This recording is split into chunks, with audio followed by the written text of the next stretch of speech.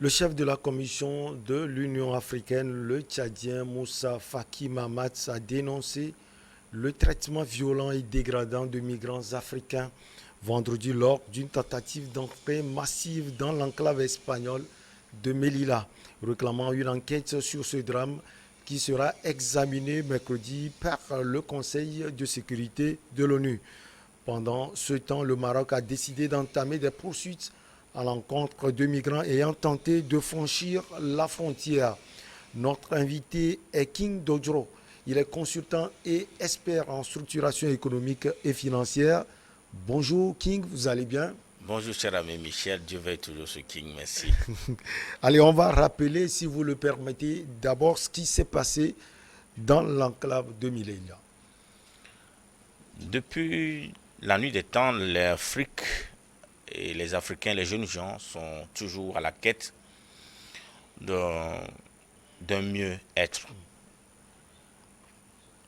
Du moment où la réalité sur le continent est tristement constatée par une bonne majorité que les gens n'ont pas facilement accès au monde d'emploi, n'ont pas facilement accès à des conditions qui peuvent garantir donc un épanouissement euh, adéquat ou une vie sans souci.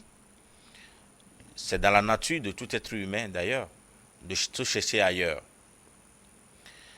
Rappelons que c'est dans le même esprit que les Européens ont entrepris la démarche vers l'Afrique dans les années coloniales, parce qu'ils étaient à la recherche, à la conquête d'une terre de prospérité, d'une terre qui pouvait leur offrir ce dont ils ont besoin pour satisfaire leurs besoins. Aujourd'hui, ce besoin de conquête d'un nouveau territoire pour pouvoir satisfaire nos besoins vitaux se manifeste plus sur le continent. D'où on remarque qu'il y a une forte demande ou beaucoup plus de projets de quitter les territoires Africains. africains pour d'autres territoires dits Eldorado. Ce qui amène une bonne partie des gens à violer certaines règles en matière d'immigration. Ce qui conduit donc aujourd'hui des aventures dans les pays maghrébiens dans un premier temps, puisque la plupart de ces pays font frontière avec la Méditerranée, donc les pays européens.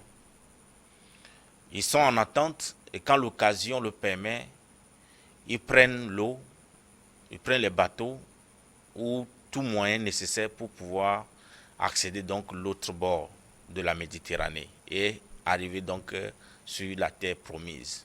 Alors, cela représente d'énormes risques et ça continue de faire des victimes. Est-ce qu'on peut se rappeler encore des traitements inhumains que les Libyens affligent aux Africains qui se retrouvent en Libye pour passer de là à accéder donc en Europe? En Europe. Est-ce qu'on peut se rappeler également des traitements inhumains que les Sud-Africains ont affligés aux Nigérians vivant sur le territoire de l'Afrique du Sud? On parle même alors même de la peau noire encore. Donc, Parce qu'ils estiment que ces Nigérians viennent prendre leur petit job. donc c'est dans l'ADN de l'être humain de bouger pour chercher son pain quotidien. Cela revient à un adage chinois qui dit: l'arbre qui se déplace mourra, l'homme qui se déplace trouvera bonheur. Et quand on observe le contraire, si l'homme ne se déplace pas, il mourra aussi. Parce que quand on analyse cet adage chinois, pour que l'arbre vive longtemps, il faut qu'il soit sur place. Et c'est sur place qu'il puise les éléments nutritifs. Ouais. Mais un homme qui devient un arbre, Dieu ne l'a pas conçu pour se fixer et trouver son bonheur. Donc là, l'homme doit Donc, fait quoi? Mouvoir, aller chercher. Et aller chercher ne veut pas dire forcément qu'on cherche et on trouvera sur notre territoire conquis. On peut avoir l'adage en chinois même. Je ne suis pas chinois, mais c'est une tradition chinoise que j'ai de cette pensée. Cela revient, si vous voudrez, sur un adage ou une philosophie que j'ai découvert au Tchad, qui dit le lion, quand il se lève le matin, il sait qu'il doit courir plus vite que la plus rapide des gazelles dans la forêt. Sinon, le lion risque de mourir de faim. Ainsi, la gazelle aussi, quand elle se réveille le matin, elle sait qu'elle doit courir plus vite, plus que le plus rapide du lion. Sinon, elle risque de se retrouver dans la bouche du lion. Donc, c'est dans l'être humain de mouvoir, d'aller chercher son bonheur à l'autre bord, sur l'autre territoire. Est-ce un crime qui mérite la peine capitale? Avons-nous tué les Occidentaux quand ils sont venus sur nos territoires pour conquérir nos territoires? Jusqu'à ils ont signé même des traités qu'on appelle des traités de protectorat. Quand je suis devenu grand, j'ai dit pourquoi le mot protectorat? Ils voulaient nous protéger de qui? On découvre au fond qu'en fait, ils ont blagué nos aïeux. Ils ne protégeaient pas nos anciens de quiconque. Ils protégeaient plutôt leurs intérêts, leur territoire conquis. En blaguant donc nos parents, en disant oui, on doit vous protéger de ceux qui viendront, parce que quand les Allemands sont arrivés, ils disent aux parents, les Portugais qui viennent sont violents, ou bien les Britanniques là sont violents. Si on ne signe pas cet accord de protectorat avec vous, pour pouvoir exploiter vos terres, ils vont venir vous tuer. Donc, ils ont blagué ainsi. Ce ne sont pas des Allemands, ce ne sont pas des Portugais, les Français et autres. Alors, ce sont des Marocains qui sont considérés comme des Africains. Non, je continue, puisque j'ai parlé de l'Afrique du Sud. Ouais. J'ai parlé de l'Afrique du Sud. Et même quand vous parlez de l'Afrique du Sud, j'ai fait l'aventure moi aussi un jour. Je pouvais me rappeler encore du traitement que les policiers camerounais affligent aux sans-papiers de l'Afrique de l'Ouest qui atterrissent sur leur territoire, sauf les Maliens qui ont le droit d'entrer sans visa sur le territoire. Donc, nous avons ces problèmes en Afrique déjà, nous-mêmes les Africains. Il y a ce manque de respect à la vie humaine. Quand on a ratifié, nous tous, nos États aux droits de l'homme, mais tous les hommes sont nés égaux, sont égaux devant la loi. Oui, quelqu'un a violé la loi relative à l'immigration d'un pays. Est-ce que cela mérite qu'on exécute ce dernier? C'est la question qu'il faut se poser aujourd'hui en relation avec la ratification du droit universel des droits de l'homme qui met d'abord en premier lieu le droit à la vie. Qu'est-ce que nous faisons aujourd'hui de ce droit à la vie que la Convention de Genève garantit à tous les citoyens du monde à travers la ratification de ce droit? Quand un Noir se retrouvant sur son propre territoire au Maroc et que ces derniers soient bâillonnés, ligotés et tués parce que ils ont tenté de traverser le territoire marocain pour accéder en Espagne. Les images sont tellement choquantes, ça nous laisse perplexes et on se pose plus de questions. Avons-nous des défenseurs des droits de l'homme sur le continent? Qu'est-ce que nos États pris individuellement font face à ces situations que vivent leurs citoyens respectifs qui sont victimes aujourd'hui dans cette partie du monde, du continent africain? Qu'est-ce qu'on fait? C'est la question qu'il faut se poser. Je suis très attristé de constater que parce que chez nous c'est chaud et qu'on veut chercher un mieux-être ailleurs, qu'on se retrouve à violer les lois et qu'on condamne les gens à mort juste parce que dans l'ADN de l'être humain, il faut mouvoir pour trouver son bonheur. Alors, King, qu'est-ce qu'on fait? Peut-être que cette fois-ci, certains pays africains vont faire quelque chose. Dans un tweet, l'ambassadeur du Kenya à l'ONU, Martin Kimani, a annoncé qu'à l'initiative de son pays, soutenu par le Gabon et le Ghana par exemple, les deux autres pays africains actuellement membres permanents du Conseil de sécurité, celui-ci allait tenir une réunion à huis clos sur la répression violente, dit-on, des migrants de vendredi. Alors, ce n'est pas la première fois que ces choses se passent dans l'enclave de Melilla, précisément au Maroc. Qu'est-ce qui a poussé aussi d'une manière extrême, si on peut le dire, à la violence cette fois-ci? Vous savez, j'ai finalement l'impression que avoir la peau noire, c'est un péché. Que le fait d'avoir déjà cette peau donne le droit aux autres races de nous traiter comme des animaux ou des êtres à abattre comme nous sommes les porteurs du malheur du monde. C'est de ça qu'il s'agit. Mais revenons au problème. Ça doit nous interpeller encore davantage. Combien de fois nos gouvernances ont failli à la prévention de ces situations? Oui, il y a plein de ces pays dont les ressortissants pilulent dans nos États. Quelle est la valeur de la vie d'un Marocain résidant au Togo? Quelle est la valeur de la vie d'un Marocain résidant en Côte d'Ivoire? Quelle est la valeur de la vie d'un Espagnol résidant au Kenya? C'est de ça qu'il s'agit. On voit le rapport déjà. Quand vous touchez la tête d'un Espagnol, un seul Espagnol vivant dans la rue de Cotonou, c'est des problèmes. Il y a la vous communication. créez en même temps ce qu'on appelle un conflit diplomatique. On va rappeler systématiquement l'ambassadeur béninois auprès du royaume de l'Espagne. Les actions concrètes sont menées en même temps. Il ne s'agit pas de l'ONU. Il s'agit d'abord des rapports entre deux pays. Les deux pays. Les pays dont les ressortissants sont victimes aujourd'hui dans cet endroit du monde. Quel est l'acte, quelle est l'action qu'ils mènent pour prouver que la vie de leurs ressortissants est précieuse? C'est de ça qu'il s'agit. Vous ne voyez pas le retour de l'autre côté. Alors, il n'y a qu'au niveau de l'Afrique que la vie n'a pas de valeur. L'Afrique subsaharienne peut-être. Quand nous nous retrouvons dans ces situations, on est laissé pour compte. La vie aurait de valeur véritablement chez nous quand nos gouvernants s'inscrivent dans la démarche de prévention de ce choix d'immigrer que nos frères, jeunes sœurs africains font pour conquérir le monde à la recherche d'un bonheur.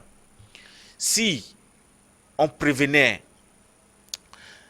la vie et son bonheur à travers des actions gouvernementales qui garantissent la jouissance du droit à la création de richesses, je crois bien que c'est l'inverse qu'on va observer. On ne quitterait pas nos territoires par des voies détournées telles qu'on l'observe. Nous voyageons à travers le monde. D'autres, nous respectons bien sûr les lois en matière d'immigration. Mais combien sommes-nous pour pouvoir bénéficier des moyens pour pouvoir respecter également les lois en matière d'immigration pour ne pas être pris tel qu'on a pris nos frères qui ont été tués par plusieurs dizaines? Le rapport n'est même pas juste parce que les vidéos déjà ça choque et nous, seul Dieu est témoin de ce qui s'est passé avec nos frères à ce niveau. Je connais très bien le Maroc. Je connais le réseau et je sais combien de fois ils sont nombreux. Ils viennent de la Côte d'Ivoire, du Mali, ils viennent du Togo, ils viennent du Bénin, ils viennent du Ghana, ils viennent du Cameroun. Ils sont en attente d'une opportunité pour prendre l'eau et aller de l'autre côté. Malheureusement, ils ne sont jamais découragés même par ce qui vient d'arriver à leurs frères. Est-ce qu'ils sont encouragés à retourner dans leur pays? C'est dans quelles conditions ils vont retourner? Ils vivent là-bas, pour la plupart des filles, elles vivent de la prostitution. Et des hommes encore, vous les voyez, ils sont des homosexuels parce que l'aventure les a contraints à adopter des vies malsaines. Jusqu'au jour où ils trouvent le créneau pour se retrouver dans la situation de ces milliers qu'on a attrapés et tués gratuitement, sans se soucier que c'est des êtres humains qui doivent bénéficier d'un traitement humain. Ouais. Il y a la loi, bien sûr, qui condamne toute violation des règles liées à la migration. Mais pourquoi tuer la personne quand la personne a violé la loi? Ça, c'est plus grave. Est-ce que c'est ça que la loi a dit? La loi a dit que vous violez le territoire d'un pays, on doit vous exécuter. Et pourtant, on regarde les pays qui ont encore la peine de mort, on condamne ces pays dans le monde. Mais pour ce que je sache, les pays dans lesquels ceci se trouve, est-ce qu'il y a la peine de mort? Est-ce que la sentence, le fait d'avoir violé le territoire espagnol, est de tuer systématiquement ceux qui ont violé la loi? Pourquoi est-ce que d'autres pays, en respect des droits de l'homme, déportent les immigrants illégalement entrés sur les territoires? C'est une mesure. On pouvait simplement les arrêter et les déporter. Alors, King, si vous le permettez, pour certains analystes, la sortie de Moussa Faki Mahamat ne donnera absolument rien. Ce n'est pas la première fois. Le chef de la commission de l'Union africaine, oui, il a parlé, mais est-ce qu'il va réagir? Est-ce que l'Union africaine va pouvoir réagir? Qu'est-ce que, individuellement, je l'ai déjà dit, qu'est-ce qu'individuellement, les pays dont les ressortissants sont retrouvés dans ces situations au Maroc, qu'est-ce que les chancelleries de ces pays présents dans le royaume du Maroc font aujourd'hui? Est-ce qu'on a entamé des discussions avec le pays pour savoir pourquoi est-ce qu'on prend une telle décision extrême contre les ressortissants maliens, sénégalais, nigériens, camerounais, gambiens, ghanéens? Non. C'est de ça qu'il s'agit. Pour une fois encore, on démontre que la vie de nos ressortissants ne représente rien. Et pourtant, c'est ceux vivant à la diaspora qui soutiennent l'économie de nos pays. Quand ils réussissent, à travers ces moyens détournés d'atteindre les territoires envisagés, ils travaillent dur pour contribuer à l'économie des pays résidents et également envoient une bonne partie des revenus dans le pays de départ, dans leur pays de départ. Mais ce sont des gens qui ne sont qu'à la recherche d'un bonheur, et un bonheur pour pouvoir être une source d'aide, de soutien pour les familles laissées dans nos pays, dans les pays de départ, en Afrique subsaharienne. Ok, on parle d'aventure. S'ils ont réussi, c'est tant mieux, tout le monde profite. Ils se retrouvent dans les difficultés, on les abandonne. Pour moi, c'est malheureux, triste. C'est malheureux, triste, et ça doit nous interpeller, une fois encore, de savoir que notre destinée n'est pas dans la main de l'Union africaine. Nos pays doivent individuellement initier des actions pour mettre fin à ce traitement inhumain que les pays africains affligent à d'autres pays africains à travers leurs ressortissants. Parce que on va au Maroc, mais aller dans d'autres pays de l'Afrique de l'Ouest, vous allez comprendre ce que subissent par exemple les Togolais, même à la frontière ghanéenne ici. Ce que subissent les Togolais par exemple au Nigeria. J'ai eu souvent l'impression, quand je vais traverser la frontière ghanéenne, que nous, les Togolais, nous sommes des moins que rien devant les Ghanéens à la frontière. Et pourtant, nous parlons la même langue. Oui. Pourtant, c'est un même peuple. Et pourtant, nous parlons la même langue. Ils ne nous respectent en rien, absolument en rien. Et c'est ce non-respect d'autres nationalités qui conduit à ce traitement inhumain. Donc, pourquoi est-ce que nous sommes dans des accords avec ces pays?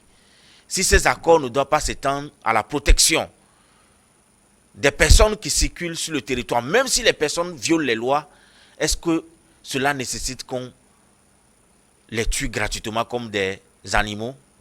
Aujourd'hui, il y a des lois qui protègent même les animaux. Il y a des lois aujourd'hui qui existent. Si vous tuez certaines espèces en voie de disparition, on vous emprisonne. Mais il n'y a aucune loi qui protège les Noirs contre des tueries massives. Alors justement, l'Espagne avait au préalable salué, c'était lundi, la collaboration de Rabat dans la défense de ses frontières, alors que de nombreuses voix s'élèvent pour réclamer une enquête sur les décès des migrants.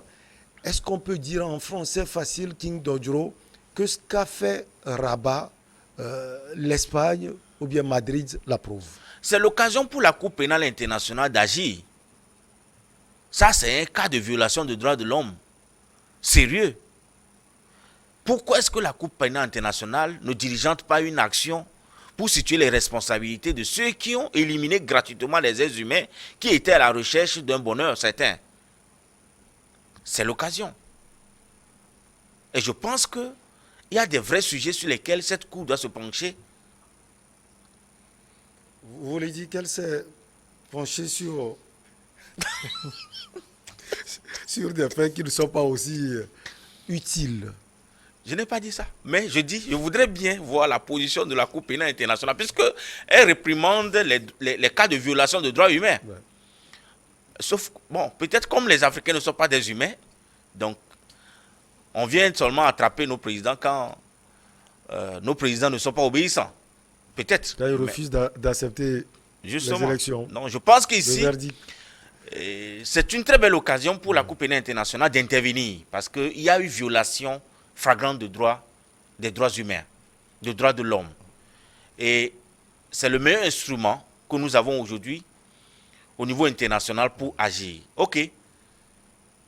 Est-ce que les instruments de justice que nous avons au niveau de l'Union africaine ont les moyens d'agir pour condamner les acteurs qui ont affligé ces peines monstrueuses à nos frères noirs qui se sont retrouvés au Maroc, tentant de rentrer en Espagne? C'est la question.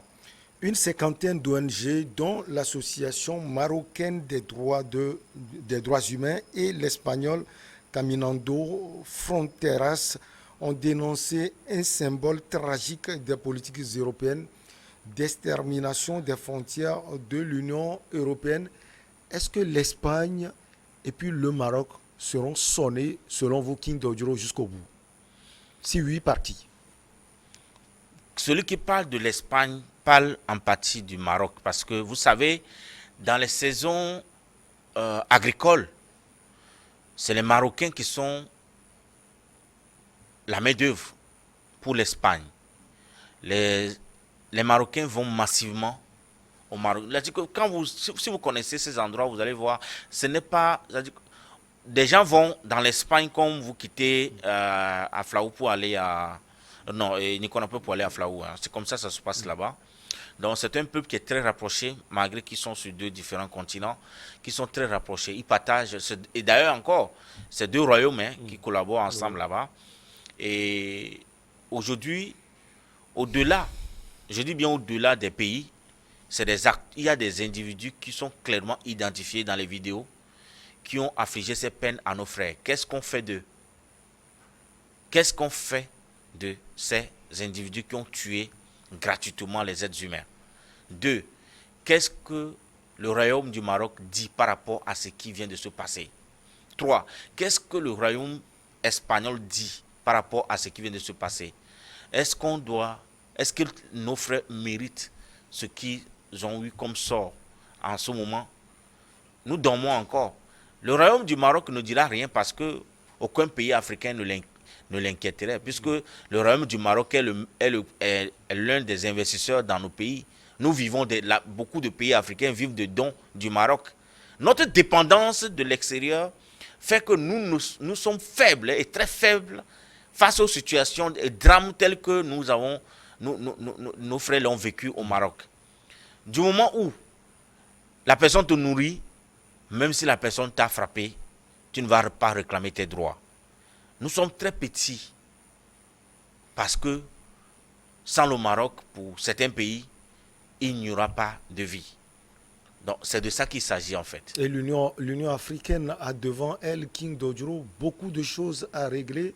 Il y a le conflit actuel entre Kinshasa et le M23 qui se transforme en conflit entre Kinshasa et Kigali. Il y a d'autres conflits sur le plan africain. L'Éthiopie même avec les Tigriens. Beaucoup de choses à régler. L'Union africaine, le constat qu'on peut faire reste amorphe. En fait, il y a rien qui soit au-dessus de la vie humaine, du non-respect de la vie humaine. Parce que c'est un droit universel que nous avons qui nous permet de circuler librement dans le monde entier, sans qu'on n'atteigne pas notre intégrité physique. Du moment où ce droit est violé massivement, au-delà de l'Afrique, il y a des institutions internationales qui doivent intervenir. Mais je dis bien avant cela, qu'est-ce que nos pays africains font? Donc, il faut commencer par les pays concernés. Mais c'est de ça qu'il s'agit. Aujourd'hui, si un ressortissant espagnol est tué dans les rues de Lomé, ce n'est pas l'Union européenne qui va réagir, c'est l'Espagnol qui va réagir. Et pourtant, l'Espagne fait partie de l'Union européenne, mais l'Espagne va réagir en premier parce que l'Espagne garantit ce droit à la vie à ses citoyens partout dans le monde où ils se trouvent. Du moment où vous éliminez un Espagnol, vous avez réduit ses ressources parce que cet Espagnol, il a travaillé pour apporter de l'argent dans l'économie marocaine. C'est ça le schéma. Donc, du moment où vous éliminez un Espagnol sur un territoire, l'Espagne va vous réclamer. Il va réclamer la tête de la personne qui a fait cela. Donc, qu'est-ce que les pays individuellement... Mais est-ce que... Bon, ok. Les Noirs qui ont été tués au Maroc, dans cette zone-là, ils sont tombés de quelle planète? Ils viennent des pays. Ils viennent des pays subsahariens. C'est des Noirs majoritairement. Donc, moi, je veux bien écouter quelle est la démarche des Maliens, du gouvernement malien. Qu'est-ce que le gouvernement nigérien a fait? Quelle est la démarche qu'a entrepris la Côte d'Ivoire ou le Ghana pour réclamer justice auprès du royaume marocain et espagnol pour ce qui s'est passé? Avant de parler donc de l'Union africaine. Merci. On ne déplace pas le problème. Merci beaucoup à vous, King Dodjro. Maroc, l'Union africaine demande une enquête sur le drame de Melilla. Ça a été un plaisir de vous avoir sur ce plateau, King Dodjro. Merci beaucoup, à très bientôt. Allez, on marque la pause pour le journal et après on reçoit nos invités pour Regard Croisé.